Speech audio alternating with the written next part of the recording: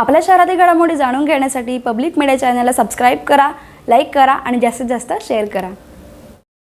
नववर्षाच्या पहिल्याच दिवशी बदलापुरात महावितरणनं बदलापूरकरांना अनोखी भेट दिली आहे।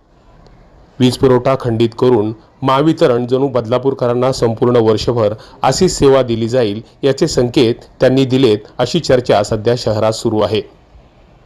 नववर्षाच्या पूर्वसंध्येला म्हणजेच 31 डिसेंबरला देखील रात्रीच्या सुमारास काही वेळ महावितरणनं वीज पुरवठा खंडित केला होता। मात्र नववर्षात तरी महावितरणच्या कारभारात सुधारणा होईल अशी अपेक्षा बदलापूरकरांना होती। मात्र 1 जानेवारी 2025 म्हणजेच वर्षाच्या पहिल्याच दिवशी वीज पुरवठा खंडित करून महावितरणनं आपण किती कार्यतत्पर होऊन काम करतो याचं उत्तम उदाहरण पेश केलंय। लाखो रुपये खर्चून भूमिगत विद्युत वाहिन्या टाकण्यात आल्या, मात्र त्याचा कोणताही फायदा बदलापूरकरांना झालेला दिसत नाही।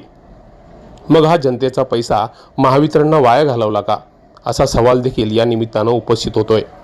दरम्यान महावितरणच्या या कारभाराविरोधात बदलापूरकर आधीच संतप्त झालेले असताना महावितरणचे अधिकारी मात्र त्यातून कोणताच बोध घेत नसल्याचं वारंवार समोर येतंय। Public media, Badlapur.